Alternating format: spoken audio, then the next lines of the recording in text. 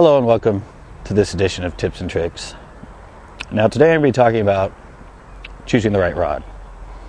Because once you get into bass fishing and you really start getting into bass fishing, suddenly you've learned a lot of techniques and you usually need a specific rod for each technique. And there's a lot of choices out there. There's graphite, there's fiberglass, there's actually different graphite composites, there's different densities of graphite.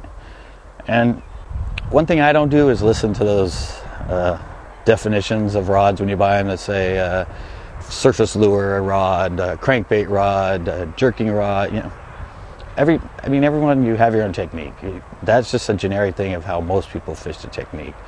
But what I suggest is getting poles in every action.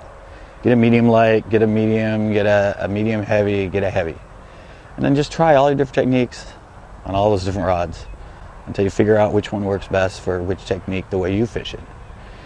And one thing I suggest when you buy a rod is always get it in your hand.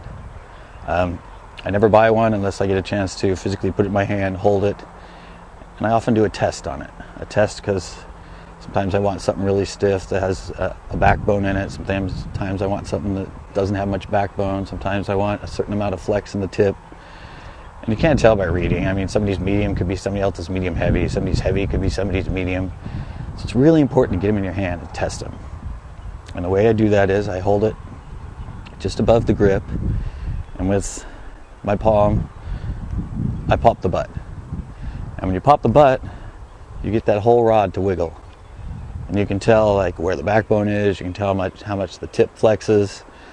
And so that's the only way I will actually go about buying a rod, is to get it in my hand and do this little test to see if it has backbone, if it doesn't have backbone, how much of that tip moves. Because at this point, after 30 years, I know exactly what I'm looking for in each presentation.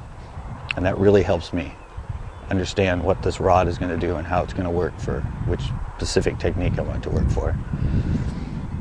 And after that, you can get to fine-tuning. I mean, once you find an action you like for a certain rod, then you can fine-tune it.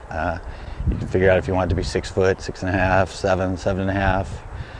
But just always be sure to get them in your hand, to give them that little bit of a test, just to see what it's all about. Because like I said, you can't listen to the medium, heavy, because it's not a standardized thing, and the different composites in them can make them stiffer or looser. So those are some basics of at least how I went about choosing the rods I use for each specific technique. Because the rod's the moneymaker. I mean, the reel's there and the lure's there, but it's the rod that's giving it the presentation. I hope this helps. Until next time.